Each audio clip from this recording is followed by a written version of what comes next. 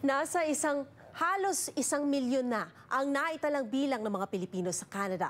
Bagay na nag-udyok daw sa isang curator mula Library and Archives Canada na mas alamin pa ang kasaysayan ng Pilipinas. Pag-aaral na nauwi sa pagtuklas sa buhay ng ilan sa mga naunang Pilipino sa Canada.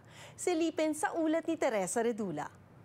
And so the logs will include, on the front, they include an indication of where the ship is permitted to go. So in this case, Vancouver to Orient. Pasilip daw ang lumang log records ng biyahe ng isang Canadian shipping company. Sa pagitan ng Vancouver at Maynila, di lamang sa buhay ng Canadians noon, kundi pati na sa mahabang kasaysayan ng mga Pilipino sa Canada. Here you see the British Consulate General Manila. A date of 1931, date of arrival. Isang curator ng Library and Archives Canada o LAC si Paz.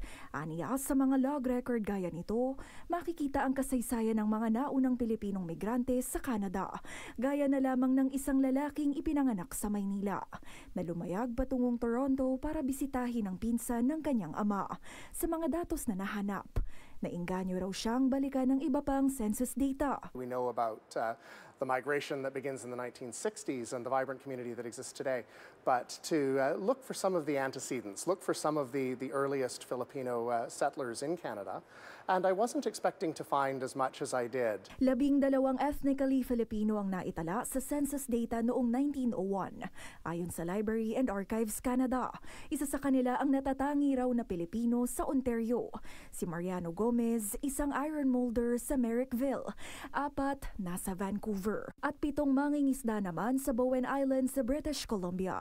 Kabilang ang mag-asawang Fernando at Mary Torinia na dumating sa bansa noong 1881. We don't necessarily think of immigration to small-town Canada in the early part of the 20th century.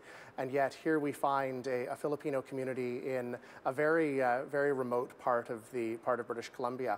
And one wonders how they ended up there, how the first settler arrived on Bowen Island and what convinced him to encourage others to come and join him. 2024 nang ideklara ng City of Vancouver ang April 11 bilang Benson Flores Day. Araw ng kamatayan ng kauna-unahang naitalang Pilipino sa Canada na si Benson Flores. Isang mangingisda, beachcomber at may-ari rin ng boat rental business sa Bowen Island. Matapos lumipat sa Canada noong 1861, ang mga finding ni Paz, maipagmamalaki raw ayon sa United Filipino-Canadian Association in BC o UFC-ABC. It is the first time that we've seen Filipinos on record. Before this information came out, we were told that the first wave of Filipinos were in the 1930s, yung tannery workers, and then of course the 50s, the nurses and so on. But now we're moving forward, even before Jose Rizal, right? Si Paz, aminadong may pagsubok na dala ang pagsasaliksik sa historical census data.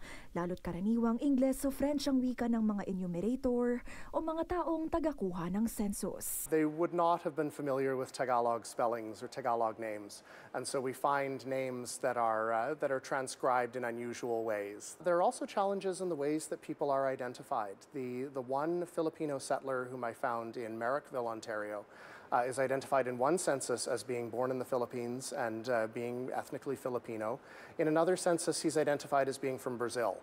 And I wonder if this was a question of a language barrier or the sloppiness of an enumerator. This particular copy was published in 1934, and as you can see from the cover, the goal is to cast Asia, Japan, China, and the Philippines as an exotic destination. Ang tourism brochure na ito patunay din daw na isa ang Pilipinas sa mga destinasyon ng turismo noon. Philippines, Pearl of the Orient, Manila, Old and New. At ang Canada, naging malaking bahagi rin daw ng transition ng maraming Pilipino noon sa buhay Amerika. A lot of those their first experience of North America would have been a landing in Victoria. Their first sight of North America would have been Vancouver Island or the Port of Victoria. Sa pahayag ng Philippine Embassy sa Canada, pinasalamatan ng LAC sa pagtingin sa historical records.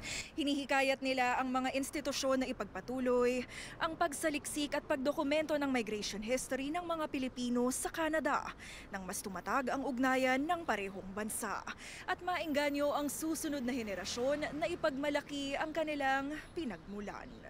I think that it's important to remember that Canada has always been a multicultural country. There are also stories of communities that can be teased out of our records, out of census records, out of passenger records, out of small mentions in government correspondence that might otherwise be lost. And I think it's important that communities, all communities in Canada, realize that Library and Archives Canada has something about your history.